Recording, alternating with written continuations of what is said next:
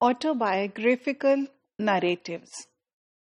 Now, there have been studies that they have looked at autobiographical narratives of second language learners, especially those learners who learned their second language when they were adults. One such example is that of Pavlenko, 1998, and he studied the autobiographical narratives of some literary figures. And these literary figures or writers had actually learned their second language while they were adults, and later on they progressed to become writers in the second language. What Pavlenko actually realized in his findings was that there were two stages that seemed to be common across the cases.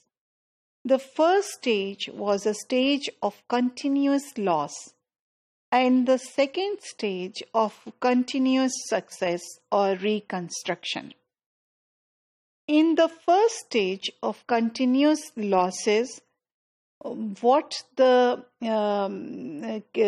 people felt were, they felt a loss of linguistic identity as they tried to learn a second language in an immigrant context. They felt a certain loss of linguistic identity, the way they were associating with their first language, that was a loss. They also felt a loss of all subjectivity. Whenever you're learning a second language, before you can actually associate meanings with the language, there is a sense of loss or at how do you actually express in these absolutely new forms the meanings that you have in mind, those connotations, those affiliation that you feel with certain words, that is completely lost when you move to learning a new language, because the focus is so much on the form of the new language that it takes some time to develop your subjectivity in there. Or by subjectivity we mean to develop our voice in that language. So they also felt that there was a loss of frame of reference. So they were now in a completely different landscape.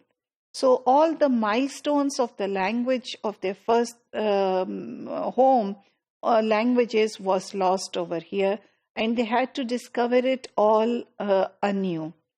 There was also a loss of inner voice. That is, the way they wanted to speak to themselves and the way their inner being was expressed in their first language, they felt that they could not do that in the second language.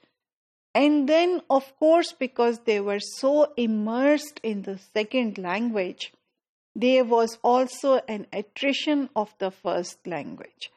Attrition means that their first language was somehow lost on the way, or did not remain at the same level of proficiency as it was before. We don't want to do it when we want to teach our children second language, but usually it often happens. The stage 2 of language learning was a stage of continuous gains and reconstruction. There was this appropriation of others' voice. Now it was a time they could use the language which was not theirs in the beginning, but to appropriate and use it to say what was in their own mind. There was this emergence of new voice. They could talk about what and how they felt now. So they regained their new voice, and they were also able to translate or reconstruct their own past. So gradually they were able to find their own identity within the use of the second language.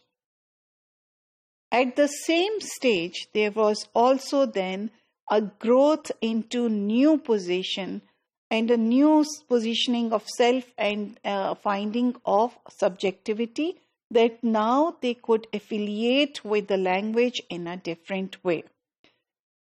For women, there were two strands. In one strand, the women felt that they could position themselves strongly in English language, specifically because of the feminist discourses in English language and the association of empowerment that was related to it, while on the other hand, there were discourses of resistance.